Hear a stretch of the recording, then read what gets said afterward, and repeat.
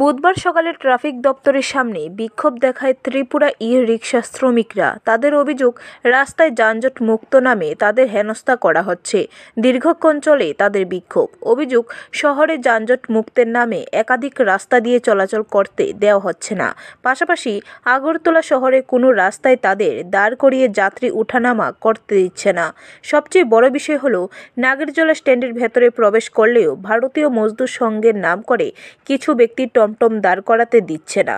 তাই এইভাবে কদিন চলবে জানতে চায় এসপির কাছে ইমাম হোসেন।